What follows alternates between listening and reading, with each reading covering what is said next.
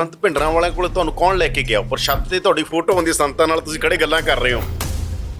ਭਿੰਡਰਾਂਵਾਲਿਆਂ ਨੇ ਮੈਨੂੰ ਬੁਲਾਇਆ ਤੇ ਉਹਨਾਂ ਨੇ ਕਿਹਾ ਮੈਨੂੰ, ਫਾਰੂਕ ਸਾਹਿਬ ਤੁਹਾਨੂੰ ਇੱਕ ਗੱਲ याद होनी चाहिए कि साडा इन्हां नाल नहीं चलेगा। फिर मैं इंदिरा गांधी के पास आया यहाँ, मैंने कोई रास्ता निकालना चाहिए भींडरांवाले से बात करने, नहीं तो हालत ख़त्म हो जाएगी। अगर पंजाब जल गया तो हम किधर जाएंगे? ना हम चीन जा सकते हैं ना हम पाकिस्तान जा सकते। ਕਹਿੰਦੇ ਸੰਤਾਂ ਨੇ ਵੀ ਸ਼ੇਖ ਸਾਹਿਬ ਬਾਰੇ ਕੋਈ ਗੱਲ ਕੀਤੀ ਸੀ ਉੱਥੇ। उन्होंने मैंने कहा भींडरांवाला जी ने कि मैं शेख साहब से मिला था एक दफ़ा, तो मैंने शेख साहब से भी यही कहा था आपका हमारे साथ ही चल सकता है, इन लोगों से नहीं चल सकता।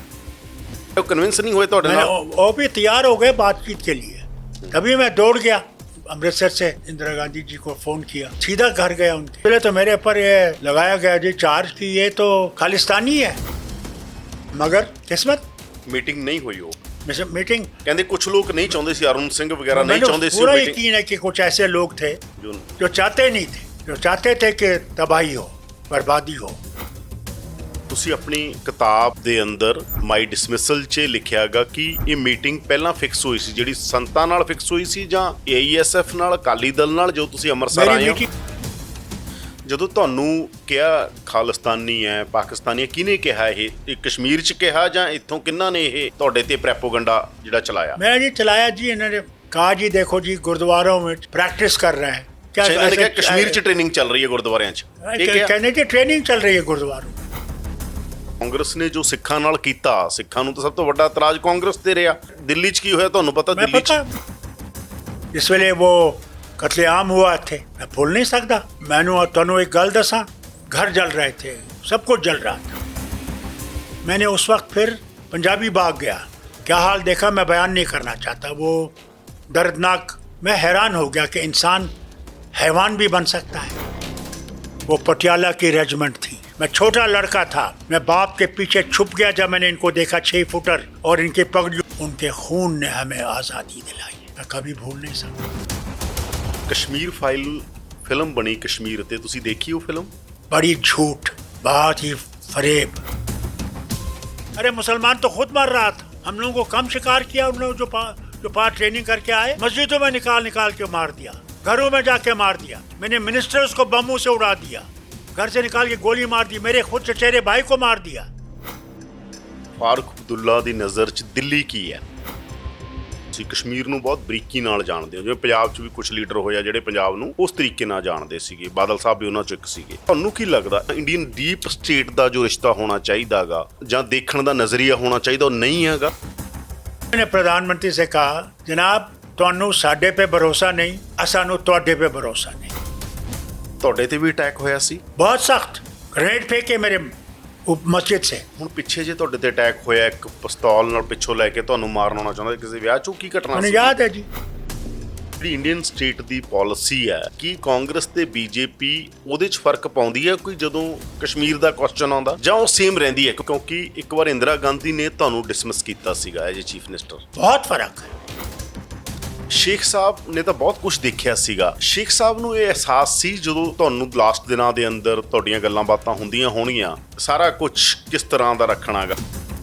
मेरे वालिद ने मुझे हर वक्त ये कहा कि रहना इस वतन के साथ, इन लोगों को भरोसा ही नहीं है। अरे कब भरोसा करोगे? ठीक है हम मुसलमान हैं, मगर हम भारतीय मुसलमान हैं, हम चीनी या अमरीकी या रूसी या पाकिस्तानी मुसलमान नहीं हैं।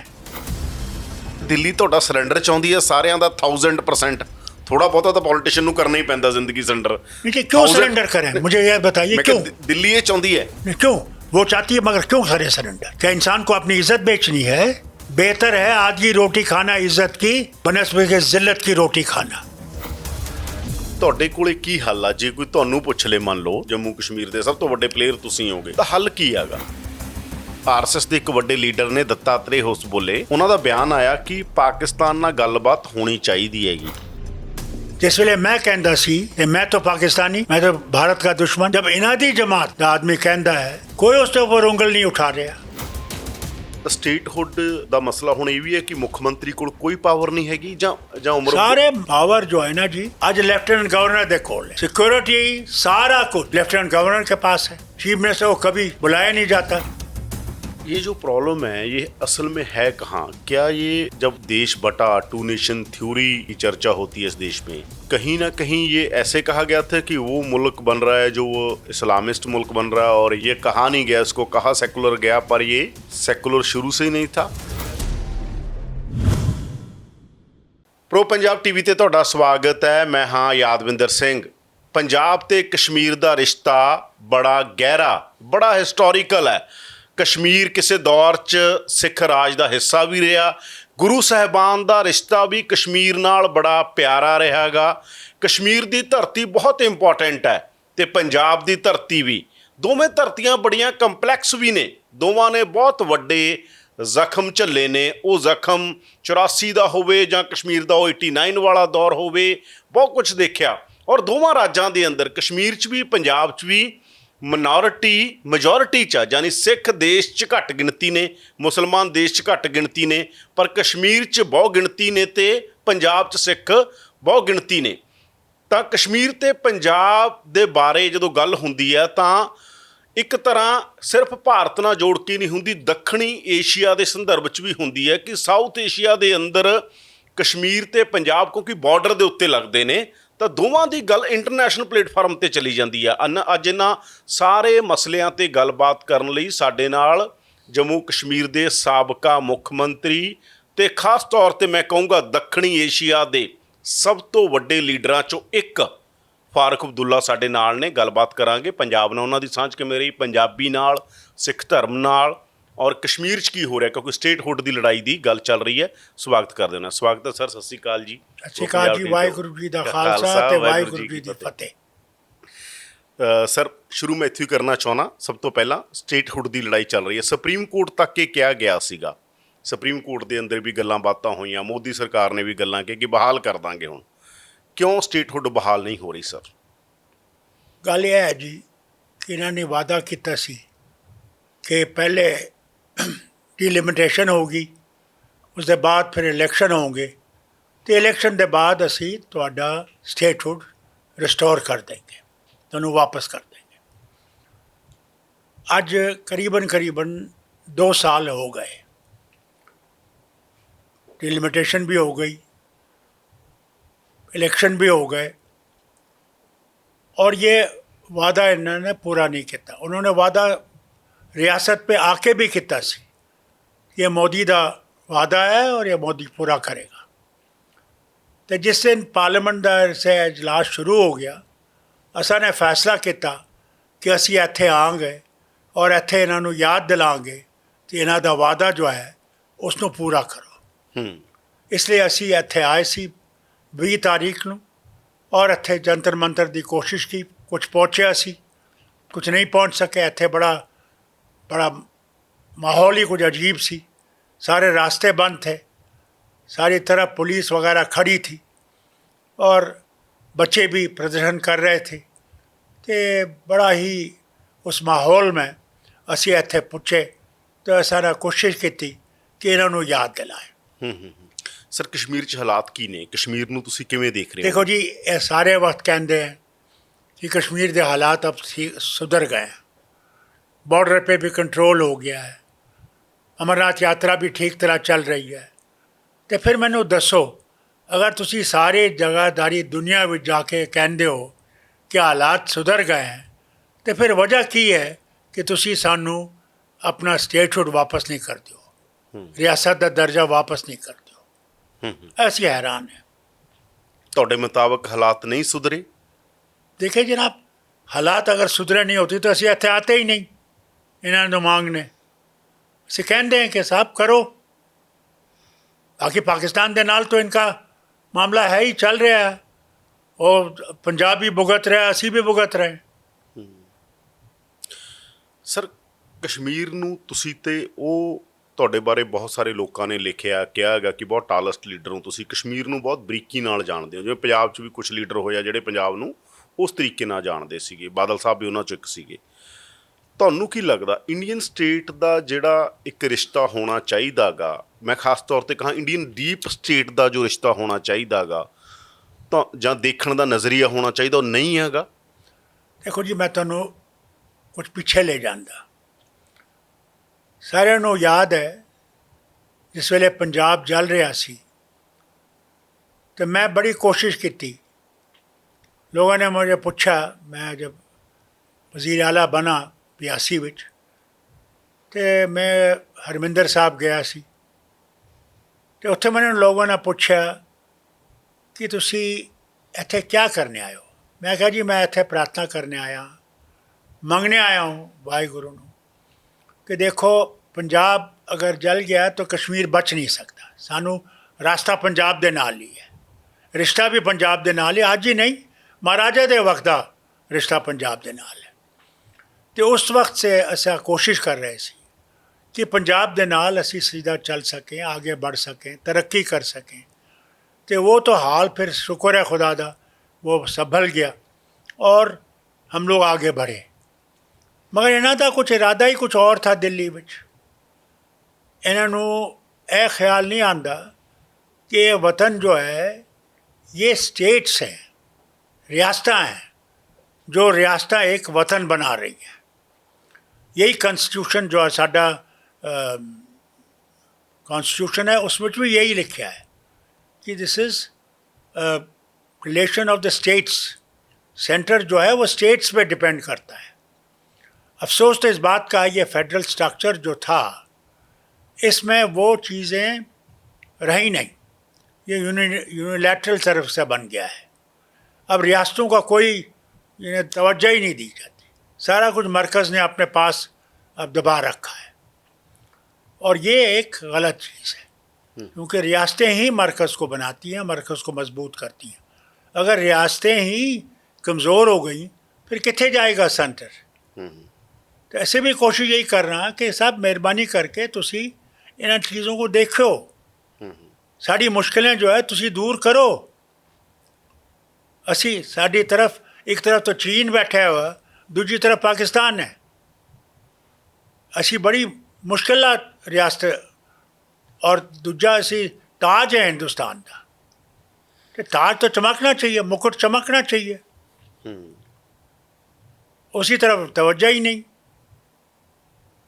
फारूक अब्दुल्ला ਦੀ ਨਜ਼ਰ 'ਚ ਦਿੱਲੀ ਕੀ ਹੈ ਅੱਜ ਤੱਕ? ਦਿੱਲੀ ਨੂੰ ਤੁਸੀਂ ਕਿਵੇਂ ਅੰਡਰਸਟੈਂਡ ਕੀਤਾ? मैं जी एक तुहानू दसां, इत्थे जब असी आए थे कोविड विच प्रधानमंत्री से मिलने भी, उस वेले भी मैंने प्रधानमंत्री से कहा जनाब तुहानू साडे पे भरोसा नहीं, असानू तुहाडे पे भरोसा नहीं। इस भरोसे नू असां ना पैदा करना है, और भरोसा आप लोग पैदा कर सकते हो।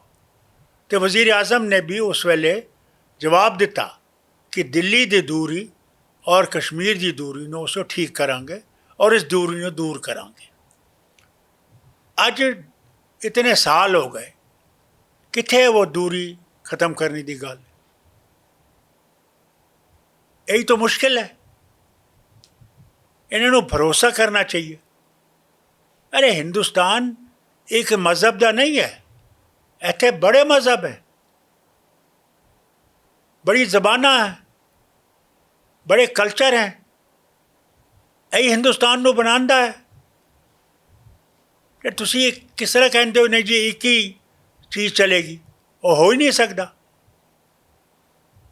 लोग पंजाबी बोलते हैं, कश्मीरी बोलते हैं, शिनू बोलते हैं, तमिल बोलते हैं, तेलुगु बोलते हैं, मलयालम बोलते हैं, बंगाली, मराठी, कितनी ज़बानें हैं साडे वतन विच, पुछो ही नहीं। तो अगर सानू ने इस वतन नू आगे चलाना है तो एक गल याद रखनी चाहिए ये कि ये यूनिटी इन डाइवर्सिटी है, अनेकता विच एकता है। इस अनेकता को ऐसा मजबूत नहीं करेंगे तो किस तरह मजबूत होगा भारत? तो भारत को मजबूत करना है तो इन्होंने इन चीज़ों ने देखा है। ਕਾਂਗਰਸ ਤੇ ਬੀਜੇਪੀ 'ਚ ਕੋਈ ਫਰਕ ਹੈ ਜਾਂ ਇੱਕੋ ਜਿਹੀਆਂ ਨੇ कश्मीर ਨੂੰ ਲੈ ਕੇ? बहुत फ़र्क है, बहुत फ़र्क। सबसे बड़ी चीज़ तो जो है ये धर्मां दी जो लड़ाई है ये कांग्रेस में नहीं होती सी।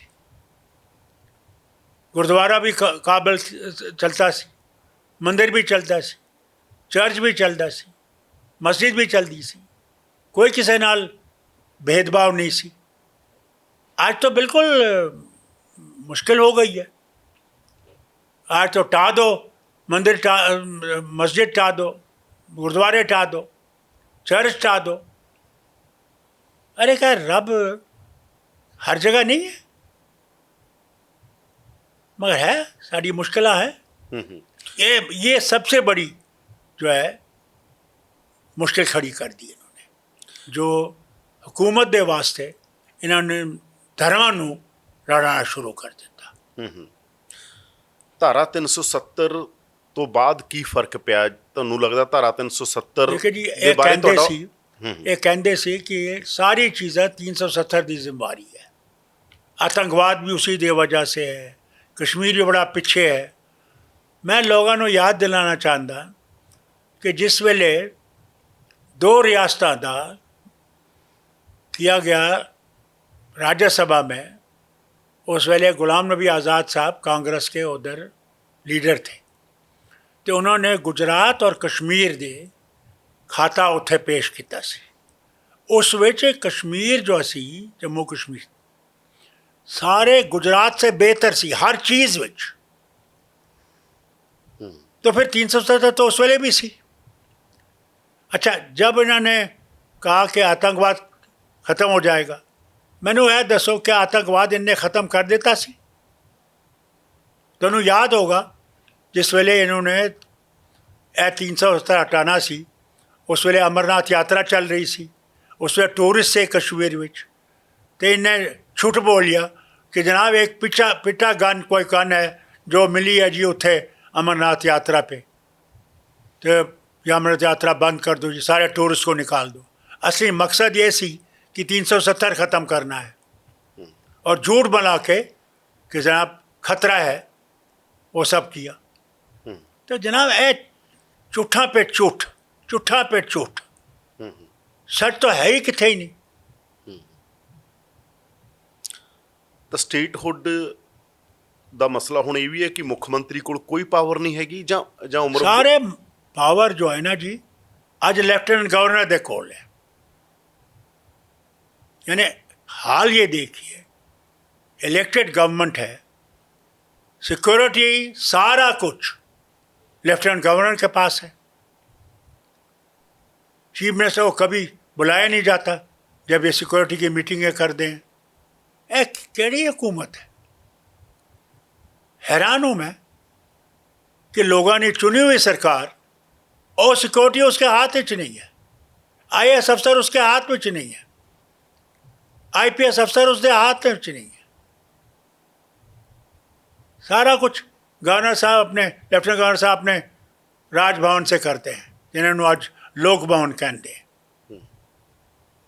अफसोस है मैंने, अफसोस तो इस बात का भी है कि खुद प्रधानमंत्री मुख्यमंत्री रहे हैं गुजरात के, और वो जानते हैं कि मुख्यमंत्री का काम की है और किस तरह करना है।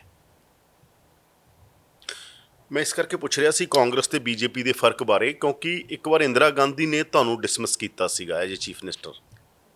एक बार ਉਹ ਵੀ ਇੱਕ ਦੌਰ ਸੀ, ਇੱਕ ਵਾਰ ਨਹੀਂ ਕਈ ਵਾਰ, ਪਰ ਇੱਕ ਦੌਰ ਆ ਜਿਹੜਾ 84 ਚ। मैं कहना जी वो तो ज़माना ही कुछ और सी। उस वेले तो मेरे ऊपर ये लगाया गया जी चार्ज कि ये तो खालिस्तानी है, ये तो पाकिस्तानी है, ये तो अमेरिकन एजेंट है, जबकि मैं कभी ये एजेंट नहीं था। मैं जब पंजाब गया सी, उस वेले इन्होंने अकाली दल और दे नाल इंदिरा गांधी दा बातचीत चल रही सी, और मेरे ख्याल से वो फॉरेन मिनिस्टर हुआ करते थे सरदार साहब, वो आए थे उस वक्त, वो स्वर्ण सिंह जी, वो बात कर रहे थे अकालियों से। मगर जो अकालियों से माहिदा किया था और जो उन्होंने बयान देना था पार्लियामेंट विच, वो बिल्कुल ही अलग थी। जो फैसला हुआ सी उसके बिल्कुल ही खिलाफ था। तो जब मैं उत्थे गया था तो मैंने उन्होंने पूछा तुसी इंदिरा गांधी ने तरफ से आया? मैंने कहा मैं नहीं आया इंदिरा गांधी की तरफ से, मैं तो इत्थे सलाम करने आया। तो उत्थे बिंद्रावाला भी थे ऊपर, बिंद्रावाला ने मैंने बुलाया। तो जब बिंद्रावाला ने मैंने बुलाया, मैंने उन्हें कहा सिक्योरिटी नहीं आ सकती। मैं कहा फिर मैं नहीं आ सकता। तो अगर सिक्योरिटी नहीं आएगी, अगर कुछ हो गया तो उनके तो बेचारों का ख़त्म हो जाएगा सब कुछ। तो वो भी आए, तो मुझसे बात की उन्होंने। तो उन्होंने क्या मैनू फारूक साहब ਤੁਹਾਨੂੰ एक गल याद होनी चाहिए कि साडा इन्होंने नाल नहीं चलेगा। मैं कहा नहीं, मेरे वालिद ने मैंने कहा है हिंदू मुस्लिम सिख ईसाई हम सब हैं भाई भाई, हमने चलना है इसमें। फिर मैं इंदिरा गांधी के पास आया यहाँ उसी वक्त। मैंने कोई रास्ता निकालना चाहिए भिंडरावाला से बात करने की, नहीं तो हालत ख़त्म हो जाएगी। अगर पंजाब जल गया तो हम किधर जाएंगे? ना हम चीन जा सकते हैं ना हम पाकिस्तान जा सकते हैं, हमारे तो कोई रास्ता ही नहीं है। फिर कोशिश की थी कि गलबात हो। उस दिन महाराजा पटियाला अमरिंदर सिंह जी भी उस वक्त थे, राजीव गांधी से, मगर फिर अपने मेहरबान जितने हैं यहाँ पे उन्होंने ये बात चलने नहीं दी। फिर आप जानते हो फिर क्या हुआ। ਤੁਸੀਂ ਆਪਣੀ ਕਿਤਾਬ ਦੇ ਅੰਦਰ ਮਾਈ ਡਿਸਮਿਸਲ 'ਚ ਲਿਖਿਆਗਾ ਕਿ ਇਹ ਮੀਟਿੰਗ ਪਹਿਲਾਂ ਫਿਕਸ ਹੋਈ ਸੀ, ਜਿਹੜੀ ਸੰਤਾਂ ਨਾਲ ਫਿਕਸ ਹੋਈ ਸੀ ਜਾਂ AESF ਨਾਲ, ਅਕਾਲੀ ਦਲ ਨਾਲ, ਜੋ ਤੁਸੀਂ ਅੰਮ੍ਰਿਤਸਰ ਆਏ ਹੋ? मीटिंग कोई फिक्स नहीं हुई थी। ਨਹੀਂ, ਕਿਤਾਬ 'ਚ ਤੁਸੀਂ ਲਿਖਿਆਗਾ ਕਿ ਮੈਂ ਜਦੋਂ ਜਾਣਾ ਸੀਗਾ, ਜਦੋਂ ਅੰਮ੍ਰਿਤਸਰ ਜਾਣਾ मैंने जाना सी उत्थे हरमिंदर साहब ਮੱਥਾ ਟੇਕਣ ਜਾਣਾ ਸੀ। मत्थन टेक। मैंने कोई इरादा नहीं सी किसी से, मैंने पता ही नहीं से ये उत्थे है। ਤਾਂ ਤੁਸੀਂ ਥੋੜਾ ਜਿਹਾ ਦੱਸੋਗੇ ਮੀਟਿੰਗ ਬਾਰੇ? ਜਦੋਂ ਤੁਸੀਂ ਮਿਲੇ ਪਹਿਲਾਂ ਅਕਾਲੀ ਦਲ ਨਾਲ देखो ਮੀਟਿੰਗ जी, ਹੋਈ? जब मैं अकाली दल ने मिला ਅੱਛਾ ਜੀ। तो अकाली दल ने मैंने ਹਰਚੰਦ ਸਿੰਘ ਲੌਂਗੋਵਾਲ ਨੂੰ ਮਿਲੇ ਸੀ? उत्थे जनाब सारे अकाली दल थे। ਬਾਦਲ ਵੀ ਸੀ, बादल ਲੌਂਗੋਵਾਲ- भी थी, बरनाला भी थी, ਲੌਂਗੋਵਾਲ ਵੀ ਸੀ। ये लंगवाल भी थे, और जो वो अपने उनके फाइनेंस में से हुआ करते थे वो भी थे। तो सारे थे ये अकाली नीचे बैठे हुए। तो इनने भी पूछा क्या तुसी इंदिरा गांधी ने? मैं कहा मैं इंदिरा गांधी ने नहीं आया। तो इन्होंने मैंने सुनाया कि जो गलबात इन्होंने इंदिरा गांधी के से उनसे की थी, तो उसमें यही था कि जो फैसला किया था कि इसदा ये गुरुद्वारे में करांगे 12 बजे और थे वो पार्लियामेंट में कहेगी। तो जो फैसला थी जो उसका बिल्कुल ही उल्टा हो गया था। यानी जो फैसला किया था वो हुआ ही नहीं, गलत किया था।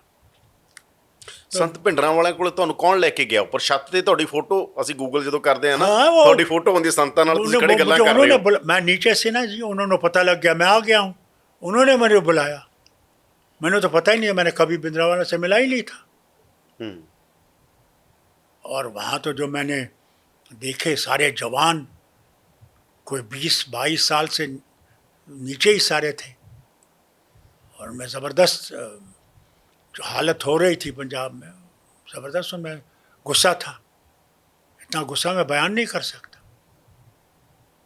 और मुझे डर लग गया कि अगर यही हाल रहा तो मुश्किल हो जाएगी और कोई रास्ता निकालना पड़ेगा इनको बातचीत से, मगर वो हुआ नहीं। ਕਹਿੰਦੇ ਆ ਸੰਤਾਂ ਨੇ ਵੀ ਸ਼ੇਖ ਸਾਹਿਬ ਬਾਰੇ ਕੋਈ ਗੱਲ ਕੀਤੀ ਸੀ ਉੱਥੇ? ਸ਼ੇਖ ਸਾਹਿਬ ਬਾਰੇ ਉਹਨਾਂ ਨੇ ਕੋਈ ਕੀਤੀ ਸੀ? उन्होंने मैंने कहा भिंडरावाला जी ने कि मैं शेख साहब से मिला था एक दफ़ा, तो मैंने शेख साहब से भी यही कहा था कि आपका हमारे साथ ही चल सकता है, इन लोगों से नहीं चल सकता। ਤੁਹਾਡੇ ਜਦੋਂ ਤੁਸੀਂ ਉਹਨਾਂ ਨੂੰ ਸਮਝਾਇਆ ਕਿ ਇਹ ਤਾਂ मैंने क्या ਆਪਾਂ ਨੂੰ कि ਰਸਤਾ ਹੋਰ ਕੱਢਣਾ मैंने ਪੈਣਾ, कहा ਤਾਂ ਕਨਵਿੰਸ आतंकवाद का ਨਹੀਂ? रास्ता नहीं चलेगा। ਹਾਂ, ਮੈਂ ਉਹੀ ਕਹਿ ਰਿਹਾ, ਕਨਵਿੰਸ ਨਹੀਂ ਹੋਏ ਤੁਹਾਡੇ मैंने ਨਾਲ? वो भी तैयार हो गए बातचीत के लिए।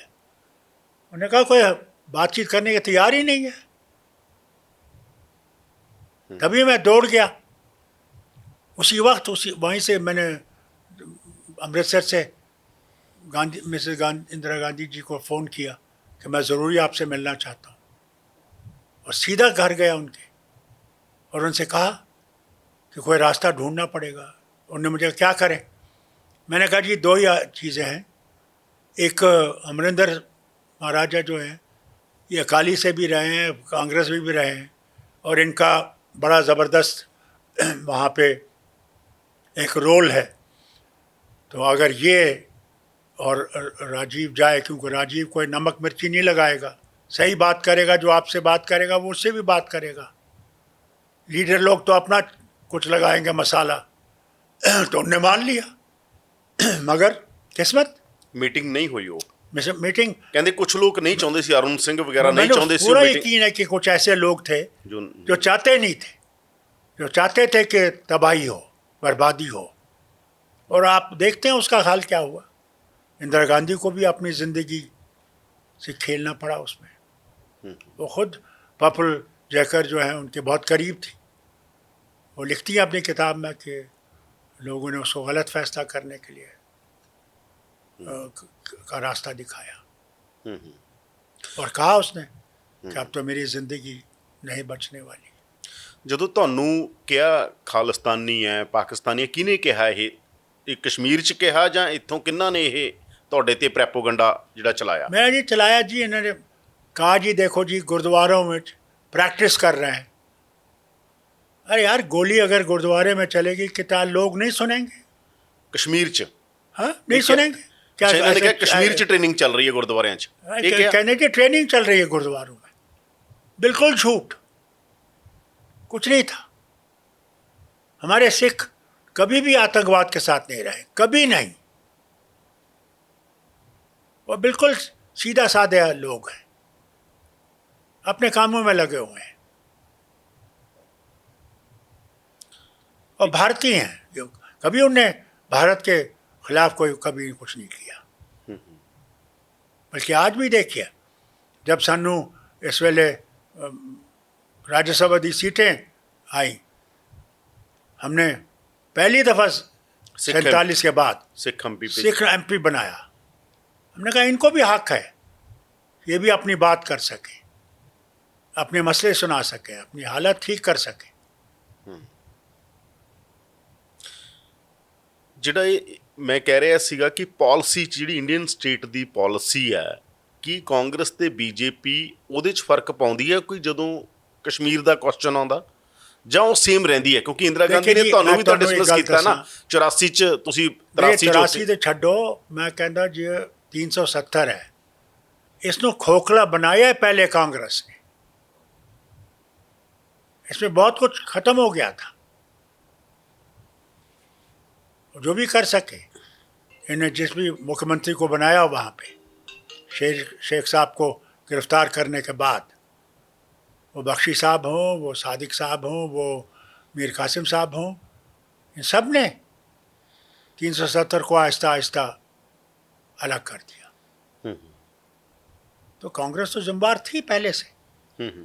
ਕਿਉਂਕਿ ਰਾਹੁਲ ਗਾਂਧੀ ਹੁਣ ਬੜੀ ਗੱਲ ਐਕਸਟੈਂਡ ਕਰਦੇ ਨੇ, ਉਹ ਤਾਂ ਇੱਥੋਂ ਤੱਕ ਯੂਨੀਅਨ ਆਫ ਸਟੇਟ ਤੇ ਆ ਜਾਂਦੇ ਨੇ, ਕਹਿੰਦੇ ਇੰਨਾ ਜ਼ਿਆਦਾ ਅਲਟਰਾ ਫੈਡਰਲ ਸਟਰਕਚਰ ਹੋਣਾ ਚਾਹੀਦਾ ਇੰਡੀਆ 'ਚ। ਤੁਹਾਨੂੰ ਪਤਾ ਨਾ ਪਿੱਛੇ ਜੇ ਉਹ ਬਾਹਰ ਦੀ ਯੂਨੀਵਰਸਿਟੀ 'ਚ ਬੋਲ ਕੇ ਆਇਆ, ਪਰ ਇਹਦੀ ਸ਼ੁਰੂਆਤ ਤੇ ਕਾਂਗਰਸ ਨੇ ਕੀਤੀ ਸੀ, ਇਹਦੀ ਭੁਗਤ ਭੋਗੀ ਹੁਣ ਕਾਂਗਰਸ ਖੁਦ ਬਣੀ ਹੋਈ ਆ। मैं कहता हूँ जी कई गलतियाँ कांग्रेस की भी है, ऐसे कोई बात नहीं है कि नहीं है।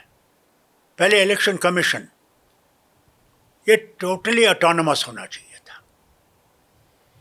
इसमें ऐसे लोग होने चाहिए थे जिन पे सारे वतन को भरोसा हो, वो नहीं कर सके। फिर आज आप देखते हैं जुडिशरी में क्या हालत है। इसको भी ठीक किया जा सकता था उस वक्त। ऐसे जजेस को और ऐसे कानून को ठीक करने के लिए कि काबिल लोग आए, ईमानदार लोग आए, ये नहीं कि वो ईमानदार नहीं है, कि वो आए जिनको लोगों का इंटरेस्ट हो। लोगों के पास आखिरी कदम जो है वो कोर्ट है। अगर कोर्ट में उनको इंसाफ नहीं मिलेगा तो फिर कहाँ जाएंगे? वो सबसे बड़ी जगह तो वही है। यहाँ भी फेल हो गए। कई चीज़ें हैं, मगर वक्त है ठीक करने का। ये नहीं है कि ठीक नहीं हो सकती। ਕਿਉਂਕਿ ਕਾਂਗਰਸ ਨੇ ਜੋ ਸਿੱਖਾਂ ਨਾਲ ਕੀਤਾ, ਸਿੱਖਾਂ ਨੂੰ ਤਾਂ ਸਭ ਤੋਂ ਵੱਡਾ ਇਤਰਾਜ਼ ਕਾਂਗਰਸ ਤੇ ਰਿਹਾ। ਜਿਹੜੇ ਕਮਿਊਨਲਿਜ਼ਮ ਦਾ ਹੁਣ ਰੌਲਾ ਪਾਉਂਦੇ ਨੇ, ਸਿੱਖਾਂ ਨੂੰ ਲੱਗਿਆ ਦਿੱਲੀ 'ਚ ਕੀ ਹੋਇਆ ਤੁਹਾਨੂੰ ਪਤਾ? ਦਿੱਲੀ 'ਚ मैं ਇੱਥੇ ਸੀ ਉਸ ਵੇਲੇ, जिस वेले वो कतलेआम हुआ थे। मैं भुल नहीं सकता। मैनू तुहानू एक गल दसा, मैनू गुजराल साहब ने फ़ोन किया भोगल विच, हमारे जनरल जिन्होंने बांग्लादेश को आज़ाद करवाया, जनरल जे सिंह अरोड़ा साहब, वो वहाँ फंसे हुए थे। तो मुझे कहा फारूक आप आओ, जनरल को निकालना है वहाँ से, वहाँ हालत बहुत ख़राब है। तो मैंने गुजारिश की, मैंने कहा जनरल साहब से कहिएगा ज़रा यूनिफॉर्म भी लगाएं, यूनिफॉर्म लगा के निकले। तो मैंने पहले गुजराल साहब को उठाया, फिर इनके घर गया। वहाँ बेचारे 4 सिपाही उनके पास थे और जल रहा था हर तरफ से, घर जल रहे थे, सब कुछ जल रहा था। उस हालत में मैंने देखा जब जनरल अरोरा घर से निकले, वो सूट लगाए हुए थे। जब गाड़ी में बैठे मैंने कहा जनाब मैं आपको यूनिफॉर्म लगानी थी। कहा फारूक अब उस पर दाग लग गया है, अब मैं यूनिफॉर्म नहीं लगा सकता। मैंने कहा कहाँ जाना है? कहा मुझे हेडक्वार्टर पे ले चलिए। मैं उनसे पूछना चाहता हूँ क्या 2 दिन लगे मेरठ से फौज को यहाँ लाने के लिए?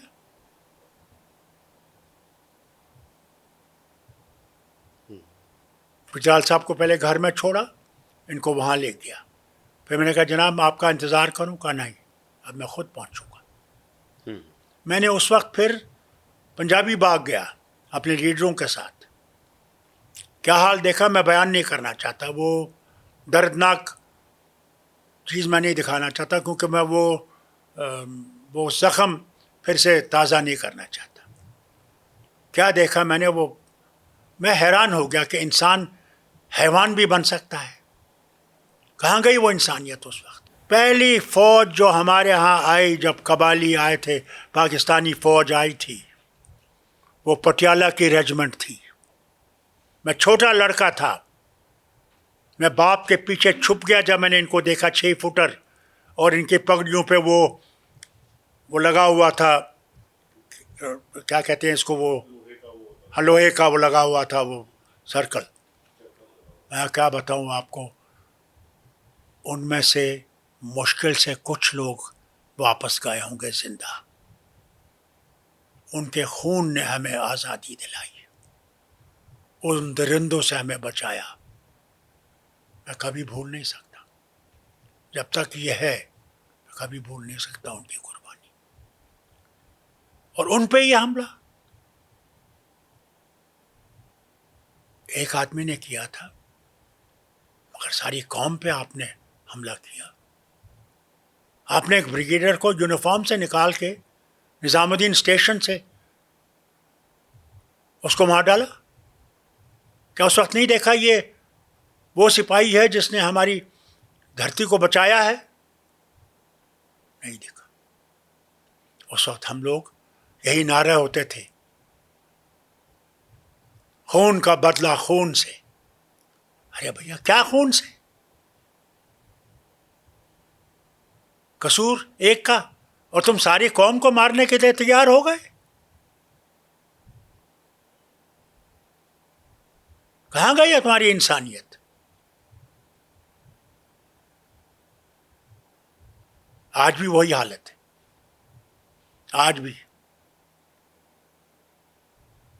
जहाँ इनको मिलता है मुसलमान हो, वो आतंकवादी हुआ। अरे कब सीखोगे, कब जानोगे? जब झंगड़ की लड़ाई हुई नौशहरा में, वहाँ जो ब्रिगेडियर था, तब फौज हिंदुस्तान की नहीं थी, तब ये रियासतों की फौज थी। और रियासतों को फौज को उस वक्त इकट्ठे करना मुश्किल था। उस वक्त उस ब्रिगेडियर ने, नहीं तो फौज के जनरल वगैरह पीछे होते हैं, फौज आगे लड़ती है, ये आगे लड़ रहा था। इसके रिश्तेदार पार थे, वो वहां से लड़ रहे थे, मगर वो भारतीय था, उसने रिश्ता नहीं देखा। उसने कहा नहीं, ये मेरा वतन है, मैंने मेरे वतन को बचाना है, और कुर्बानी दी वहाँ। आज भी वो बंकर वहाँ पे है जहाँ उसने शहादत दी। उसका नाम ब्रिगेडियर उस्मान था। उसके रिश्तेदार हमारे वाइस प्रेसिडेंट हामिद अंसारी साहब भी हैं।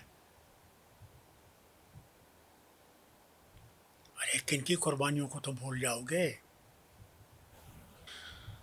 ये जो प्रॉब्लम है ये असल में है कहाँ?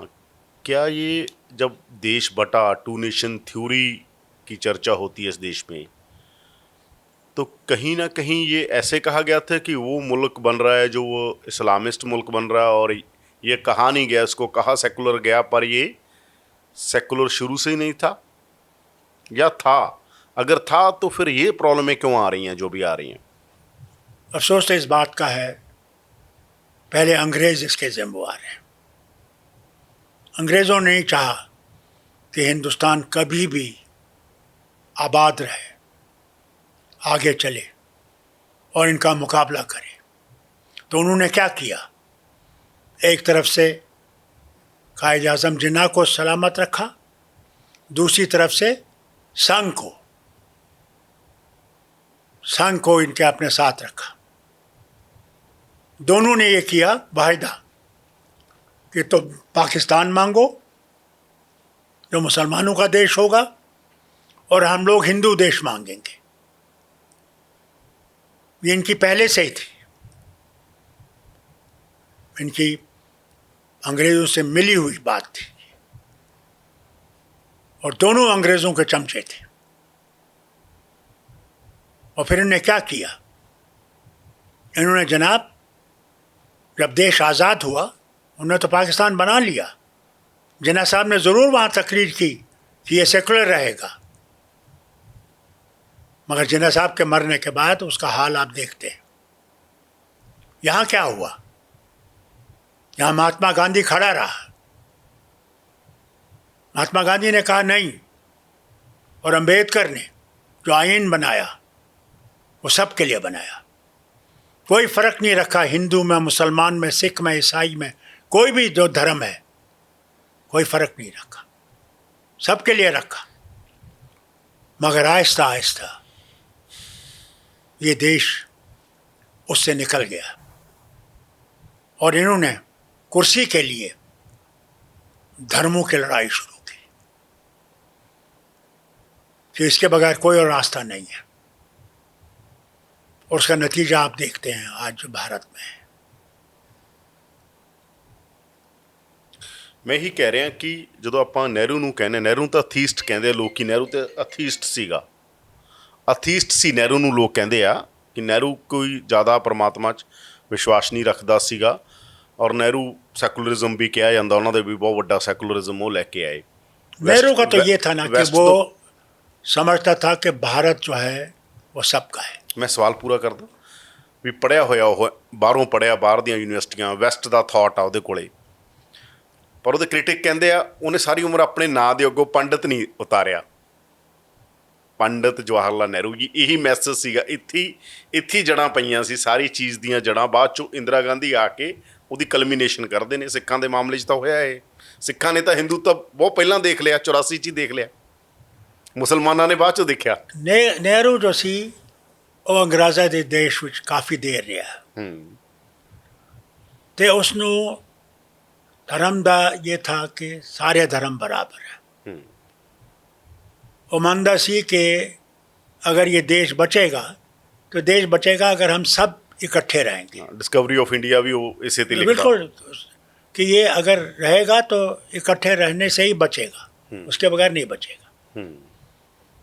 मगर अफसोस इस बात का है कि 17 साल हुकूमत करने के बाद भी वो चीज़ नहीं कर सका जो ज़रूरी था। ज़रूरी ये था कि उन चीज़ों को मजबूत करे कि धर्मों की लड़ाई ना हो। इलेक्शन कमीशन ठीक करता, हमारे कोर्ट्स की तरफ देखता, कई चीज़ें हैं जिनकी तरफ उसने ज़रूर हिंदुस्तान को बनाने की कोशिश की। यानी यहाँ पे तो सुई तक बाहर से आती थी। आईटीज़ और ये जितने भी इंस्टीट्यूशंस बने, ये जो अंतरिक्ष पे हम जा रहे हैं, ये भी उसी के वक्त से है। एटॉमिक पावर बना, ये भी उसी वक्त से है। बाखरा डैम, यानी आज जो वो उस वक्त याद है मुझे, जब बाखरा डैम को उन्हें इनॉग्रेट किया, कहा ये है कल के मंदिर। ये था उसकी सोच। मगर अफसोस वो आगे चल नहीं सके। ਕਿਉਂਕਿ ਉਸ ਜਿਹੜੀ ਰਾਮ ਮੰਦਿਰ ਦਾ ਮਸਲਾ ਵੀ ਆ ਉਹ ਤੇ ਕਾਂਗਰਸ ਦੇ ਦੌਰ 'ਚ ਹੀ ਆਉਂਦਾ ਨਾ, ਪਹਿਲੀ ਵਾਰ ਫਸਟ ਟਾਈਮ ਜਿਹੜਾ ਰਾਮ ਲੱਲਾ ਦਾ ਉੱਥੇ ਵਿਰਾਜਮਾਨ ਹੁੰਦੇ ਆ ਉਹ ਤੇ ਰਾਜੀਵ ਗਾਂਧੀ ਦੇ ਦੌਰ 'ਚ ਪਹਿਲੀ ਵਾਰ ਦਰਵਾਜ਼ੇ ਖੁੱਲਦੇ ਆ, ਤੁਹਾਨੂੰ ਪਤਾ। ये तो मामला जो है ना जी, ये अंग्रेज़ों के वक्त से थे, ये आज ही नहीं था, उसी वक्त से नहीं था, ये उस वक्त का मैं कह रहा कि कांग्रेस भी तो मगर कांग्रेस उसमें सॉफ्ट जिम्मेवार हिंदू- थी, हाँ। खासकर अरुण नेहरू साहब वगैरह, जिन्होंने राजीव को कहा इसको खोलना चाहिए। और वहाँ पे मस्जिद थी और मस्जिद में रातों रात वहाँ पे राम की मूर्ति रखी गई। ये तो अजीब सूरत थी। अब फिर देखिए ना, ये तो हो गया, खुल गया, मगर फिर देखिए जो यात्रा शुरू की अडवाणी जी ने, ये यात्रा शुरू, रथ यात्रा रथ यात्रा शुरू की। अच्छा, फिर जब इस पे आर्कियोलॉजिकल अथॉरिटी ऑफ इंडिया ने जब इसको देखा, वहाँ कोई मंदिर का कोई भी सबूत आज तक नहीं है, आज तक कोई सबूत नहीं है। बल्कि सुप्रीम कोर्ट ने भी जब वर्डिक्ट दिया, कहा ये हम क्योंकि लोगों की इच्छा है इसलिए हम लोगों की इच्छा को पूरा करने के जा रहे हैं। ये नहीं कि वहाँ पे कोई एविडेंस थी, कुछ नहीं था, किया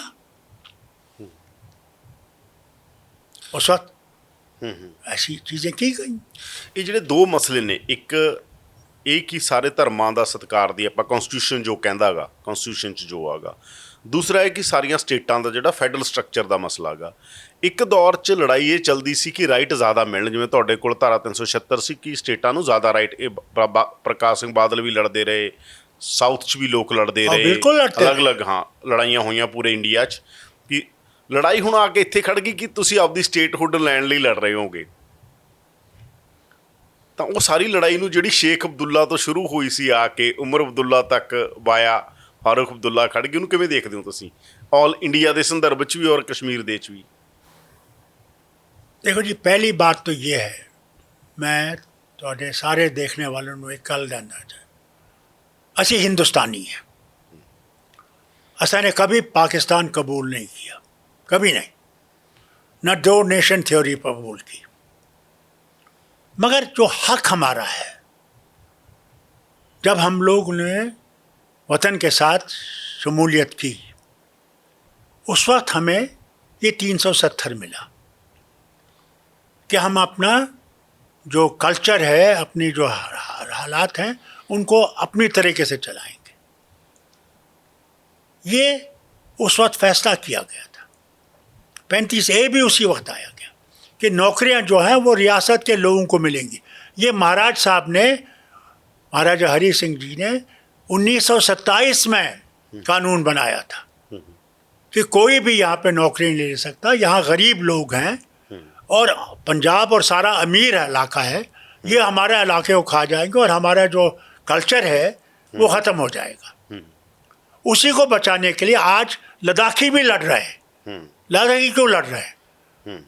क्यों? इसीलिए कि भाई हमारा जो तरीका ज़िंदगी का है, हमारी ज़बान है, हमारा तरीका है, हम बौद्ध हैं, हम इसको रखना चाहते हैं, भारत से अलग नहीं होना चाहते। ये जो एक शोर कर रहे हैं कि भारत से अलग होना चाहते हैं कश्मीरी, और ये गलत प्रोपेगेंडा है, सिर्फ लोगों में एक जहर भरने की कोशिश कर रहे हैं। अरे जो हमारा हक था उसको तुम क्यों छीन रहे हो? हम तुमसे तो कुछ और मांग नहीं रहे हैं। क्या हमें हक नहीं है भारतीय में रहकर ये करने का? फिर झगड़ा कहाँ है?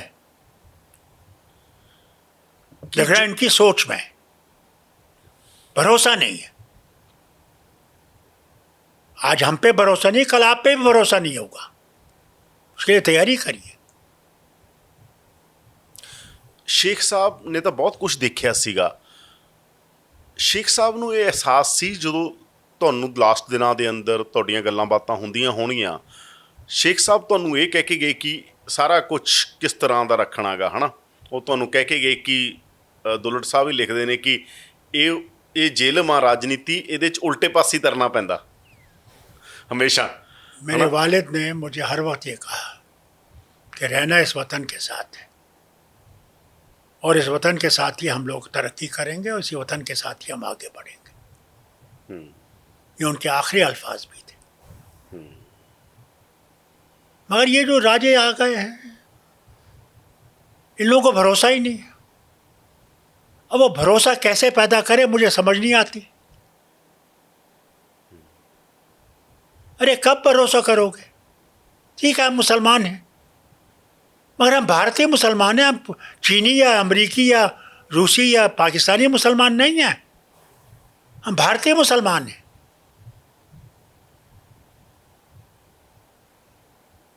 भरोसा करो। कश्मीर फाइल फिल्म बनी कश्मीर ते, तुसी देखी वो फिल्म? बड़ी झूठ, बहुत ही फरेब। हो सकता है कि लोग ऐसा करेंगे। अरे जिनके साथ हमने सारी ज़िंदगी बसर की, हम तो कहते हैं इनसे, बार बार कहते हैं कि साहब किसी ईमानदार जज को बिठाओ और वो जज बताएगा कौन निकालने वाला है इनको, कश्मीरी पंडितों को, कौन जिम्मेवार है।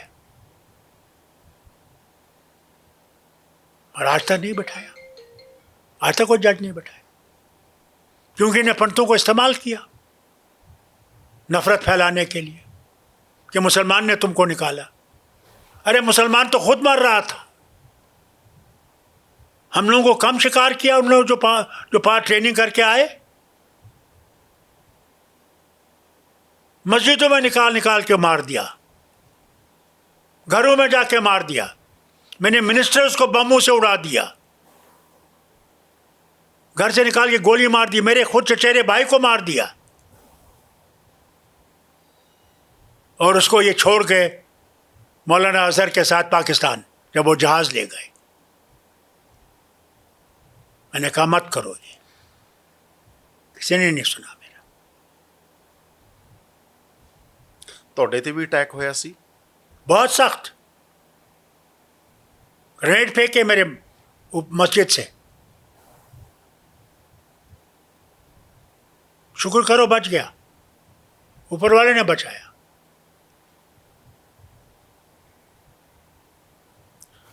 ਹੁਣ ਪਿੱਛੇ ਜੇ ਤੁਹਾਡੇ ਤੇ ਅਟੈਕ ਹੋਇਆ, ਇੱਕ ਪਿਸਤੌਲ ਨਾਲ ਪਿੱਛੋਂ ਲੈ ਕੇ ਤੁਹਾਨੂੰ ਮਾਰਨ ਆਉਣਾ ਚਾਹੁੰਦਾ ਕਿਸੇ ਵਿਆਹ 'ਚ, ਉਹ ਕੀ ਘਟਨਾ मैंने ਸੀ? याद है जी। ਉਹ ਕੀ ਘਟਨਾ ਸੀ? ਤਾਂ ਹੁਣੇ ਹੀ 26 देखो जी, कुछ समझ नहीं ਉਹਦੀ आती। ਇਨਵੈਸਟੀਗੇਸ਼ਨ होई कोई? इन्वेस्टिगेशन चल रही, मगर मैंने समझ नहीं आती मेरे साथ की दुश्मनी उसकी। कहते जी 20 साल ने मैं तैयारी कर रहा थी इसको मारने दा। कमाल है।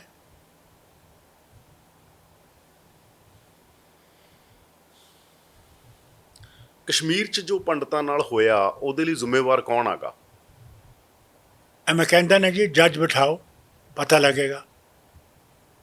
पहले तो हमारे मुल्क जो पाकिस्तान है वो जिम्मेवार है। वो समझता था कि हिंदुओं को निकाल के ही वो कश्मीर अपना बना लेगा, वो कभी हो ही नहीं सकता। वो लाख कोशिश करे नहीं बन सकता। कश्मीर पाकिस्तान नहीं बनेगा, उनको ये समझ जाना चाहिए। ਜਗਮੋਹਨ ਦੇ ਰੋਲ ਨੂੰ ਤੁਸੀਂ ਕਿਵੇਂ ਦੇਖਦੇ ਹੋ? बहुत ही वो इतना नफरत करता था मुसलमानों के साथ, मैं बयान नहीं कर सकता। मुझे खुद उसने कहा, ये जेल में रहता था जब पाकिस्तान हिंदुस्तान बना, इसने वो कत्लेआम देखा, मगर कत्लेआम में सब बराबर थे। उसका असर पे था, उसका आपने देख लिया यहाँ पे जब दिल्ली में उसने क्या किया, याद है आपको? मुसलमानों को निकाल के जमुना पार बिठाया और खुली हवा में बच्चे दे रही थी माएँ, सब नंगे थे। मेरे वालिद उस वक्त गए वहाँ पे, इंदिरा गांधी का राज था, और मेरे वालिद ने क्या कहा उस वक्त? कहा जगमोहन को गैस चेंबर लाना चाहिए था, अगर इतना ही उसको मुसलमानों को मारने की जरूरत थी। उसी को गवर्नर बनाया फारूक अब्दुल्ला को निकालने के लिए। क्या क्या बताऊं आपको। ਦਿੱਲੀ ਚਾਹੁੰਦੀ ਕੀ ਆ? दिल्ली ਕੀ ਚਾਹੁੰਦੀ ਹੈ ਦਿੱਲੀ? ਕੀ ਚਾਹੁੰਦੀ ਹੈ ਤੁਹਾਡੇ ਤੋਂ? ਤੁਸੀਂ ਤਾਂ ਸਾਰਾ ਕੁਝ ਹੀ ਕਹਤਾ ਭਈ ਇਹ ਵੀ ਕਰ ਲਓ, ਹੁਣ ਆ ਵੀ ਤੁਸੀਂ ਕਹਿੰਦੇ ਹੋ ਵੀ मैं कहता हूं दिल्ली system ਨੂੰ set कर सिर्फ लो। मैं कहता हूं साढ़े पे भरोसा करे, भरोसा करे, भरोसा हो जाएगा, सारा कुछ ठीक हो जाएगा। ਮੈਂ ਇਸ ਲਈ ਪੁੱਛ ਰਿਹਾ, ਦਿੱਲੀ ਤੁਹਾਡਾ ਸਰੈਂਡਰ ਚਾਹੁੰਦੀ ਹੈ ਸਾਰਿਆਂ ਦਾ 1000%? ਥੋੜਾ ਬਹੁਤਾ ਤਾਂ ਪੋਲੀਟੀਸ਼ੀਅਨ ਨੂੰ ਕਰਨਾ ਹੀ ਪੈਂਦਾ ਜ਼ਿੰਦਗੀ ਸਰੈਂਡਰ। देखिए क्यों सरेंडर करें, मुझे यह बताइए मैं क्यों? ਦਿੱਲੀ ਇਹ ਚਾਹੁੰਦੀ ਹੈ? नहीं, क्यों वो चाहती है, मगर क्यों करे सरेंडर? क्या गलती है? क्या इंसान को अपनी इज्जत बेचनी है? अरे कब तक रहोगे इस दुनिया में? जाना तो वही है, वहां क्या कहोगे? बेहतर है आधी रोटी खाना इज्जत की बनस्बत के जिल्लत की रोटी खाना।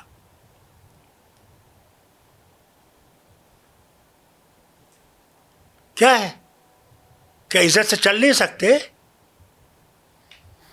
इज्जत से बात नहीं कर सकते? हम भी तो भारतीय हैं, फिर क्या है?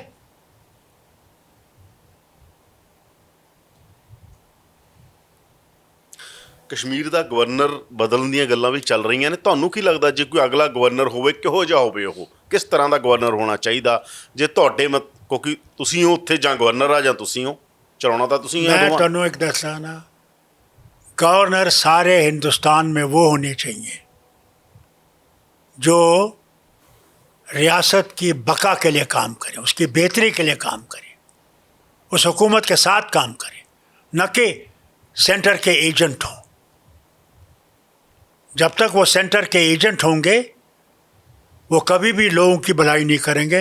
वो किसी भी रियासत में देख लीजिए आप, जिस रियासत में इनकी हुकूमत है वहाँ गवर्नर इनका बिल्कुल चेला है, और जहाँ इनकी हुकूमत नहीं है वहाँ गवर्नर हर चीज़ में अड़चने डालता है। आप देख लीजिए भारत में क्या हाल है, पंजाब में देख लीजिए, और हरियाणा में फ़र्क देखिए, क्योंकि उनकी हुकूमत है, गवर्नर सब कुछ उनका करेगा। पंजाब में वो हर चीज़ में अड़चन डालेगा। ये नहीं होना चाहिए। गवर्नर होना चाहिए, मगर होना चाहिए जो लोगों के साथ हो, लोगों की मुश्किलें मरकज़ को बताए और उसमें मदद करे। मेरे भी गवर्नर थे कुछ, बहुत अच्छे थे, जिनने हर वक्त काम किया, साथ काम किया। बल्कि मैं कई दफ़ा मैं गवर्नर को अपने साथ लाया जब हमारी मुश्किलें थी, और वज़ीर आज़म और फाइनेंस मिनिस्टर और बाकी उससे मिलते थे कि मदद कीजिए। ऐसे भी लोग हैं। ਪਿਛਲੇ ਦਿਨਾਂ 'ਚ ਆਰਐਸਐਸ ਦੇ ਵੱਡੇ ਲੀਡਰ ਨੇ ਦੱਤਾਤਰੇय ਹੋਸ ਬੋਲੇ ਵੀ ਆਰਐਸਐਸ ਦੇ ਇੱਕ ਵੱਡੇ ਲੀਡਰ ਨੇ ਦੱਤਾਤਰੇय ਹੋਸ ਬੋਲੇ। ਉਹਨਾਂ ਦਾ ਬਿਆਨ ਆਇਆ ਕਿ ਪਾਕਿਸਤਾਨ ਨਾਲ ਗੱਲਬਾਤ ਹੋਣੀ ਚਾਹੀਦੀ ਹੈਗੀ। आरएसएस ਦੇ ਵੱਡੇ ਲੀਡਰ ਦੱਤਾਤਰੇय, ਉਹਨਾਂ ਨੇ ਕਿਹਾ ਪਾਕਿਸਤਾਨ ਨਾਲ ਗੱਲਬਾਤ ਹੋਣੀ ਚਾਹੀਦੀ ਹੈ ਜਦੋਂ ਇਰਾਨ ਵਾਰ ਹੋ ਰਹੀ ਸੀ। ਤੁਹਾਨੂੰ ਕੀ ਲੱਗਦਾ? जिस वेले मैं कहता सी ते मैं तो पाकिस्तानी, मैं तो भारत का दुश्मन। जब इनादी जमात का आदमी कहता है, कोई उसके ऊपर उंगल नहीं उठा रहा। मैं तो कहता हूँ करनी चाहिए।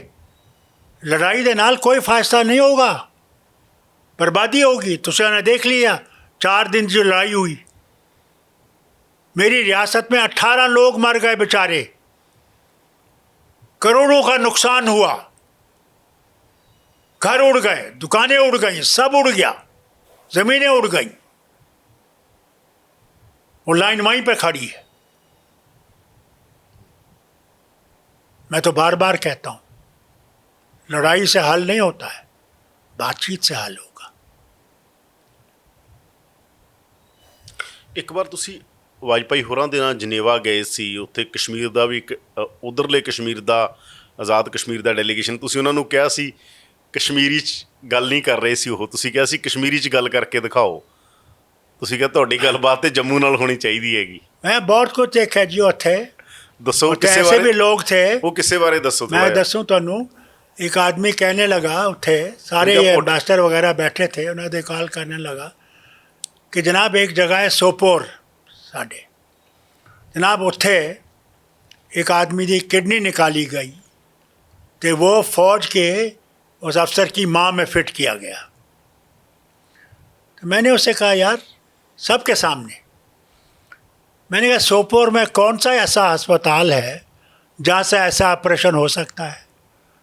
मैंने कश्मीर में कोई भी बड़ा अस्पताल नहीं है, मेडिकल कॉलेज हो, उसमें तक नहीं आज तक ट्रांसप्लांट किया गया है। ये कहाँ पे हुआ है? इतना झूठ, मैं क्या बताऊँ आपको। ਉਹਨਾਂ ਨੂੰ ਕਸ਼ਮੀਰੀ ਲੈਂਗੁਏਜ ਵੀ ਨਹੀਂ ਆਉਂਦੀ ਸੀ? कुछ नहीं। ਤੁਸੀਂ ਕਿਹਾ ਉਹਨਾਂ ਨੂੰ मैं कहता यार तुसी क्या बकवास कर रहे हो इत्थे? झूठ झूठ झूठ झूठ। अफसोस इसी बात का है। ये दो मुल्क एक थे, और अफसोस आज कितना मजबूत होता ये, कहाँ पहुँच गए होते अगर ये एक रहता। ਤੁਹਾਡਾ ਇਲਾਹਾਬਾਦ ਨਾਲ ਵੀ ਰਿਲੇਸ਼ਨ ਹੈਗਾ, ਕਿ ਇਹਦਾ ਵੀ ਅਸਰ ਤੁਹਾਡੇ ਤੇ ਰਿਹਾ? ਤੁਹਾਡਾ ਰਿਲੇਸ਼ਨ ਵੀ ਇੱਧਰ ਪੜ੍ਹਾਈ ਦਾ ਜਾਂ ਹੋਰ ਚੀਜ਼ਾਂ ਨੂੰ ਲੈ ਕੇ ਇੰਡੀਆ ਦੇ ਨਾਲ, ਜੋ ਤੁਸੀਂ ਕਸ਼ਮੀਰ ਤੋਂ ਲਗਾਤਾਰ ਇੱਧਰ ਤੁਹਾਡਾ ਰਿਸ਼ਤਾ ਬਣਿਆ ਰਹਿੰਦਾ ਸੀਗਾ? रिश्ता तो हर वक्त बंधा रहेगा हिंदुस्तान और कश्मीर का, हम तो हिंदुस्तानी ही हैं। सिर्फ मुश्किल ये है जो सारे छात्रों को कभी कभी मुसीबत उठानी पड़ती है, वो जिम्मेदार नहीं है उससे। ਜਦੋਂ ਵਾਰ ਹੁੰਦੀ ਹੈ, ਕੁਛ ਹੁੰਦਾ बस ਕਸ਼ਮੀਰ ये ਦੇ, उन पे जो होता है उससे नफरत पैदा होती है, और इस नफरत को दूर करना बहुत ज़रूरी है। इसलिए मैं कहता हूँ ना जी, सबसे बड़ी चीज़ है विश्वास पैदा करना। जिस वेले ऐसे विश्वास पैदा कर लांगे, सारी मुश्किलें दूर हो जाएंगी। ਤੁਹਾਡੇ ਕੋਲੇ ਕੀ ਹੱਲ ਆ? ਜੇ ਕੋਈ ਤੁਹਾਨੂੰ ਪੁੱਛ ਲੇ, ਮੰਨ ਲਓ ਤੁਸੀਂ ਕਹਿੰਦੇ ਹੋ ਭਰੋਸਾ ਨਹੀਂ ਕਰ ਰਹੇ, ਮੰਨ ਲਓ ਭਰੋਸਾ ਬਣ ਜੇ, ਤੁਸੀਂ ਵੀ ਇੱਕ ਪਲੇਅਰ ਹੋ, ਜੰਮੂ ਕਸ਼ਮੀਰ ਦੇ ਸਭ ਤੋਂ ਵੱਡੇ ਪਲੇਅਰ ਤੁਸੀਂ ਹੋਗੇ, ਇੰਟਲੈਕਚੁਅਲੀ ਕਹਾਂ ਮੈਂ, ਇਕੱਲਾ ਪੋਲੀਟੀਕਲੀ ਨਹੀਂ, ਇੰਟਲੈਕਚੁਅਲੀ ਚੀਜ਼ਾਂ ਨੂੰ ਅੰਡਰਸਟੈਂਡ ਕਰਨ ਵਾਲੇ, ਤਾਂ ਹੱਲ ਕੀ ਹੈਗਾ? हल है जी बातचीत, झगड़ों से कोई चीज़ हल नहीं होगी। इन्होंने भी समझना चाहिए जम्मू कश्मीर बड़ी ज़बरदस्त रियासत है और सरहदी रियासत है, और हमारा पड़ोसी हर वक्त लगा हुआ है दुनिया में हर जगह ये करना वो करना। इसलिए इस रियासत का ख्याल करना बहुत मजबूती से है।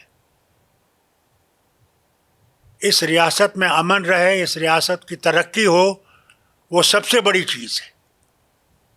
भाईचारा कायम रहे, वो बड़ी ज़रूरी चीज़ है।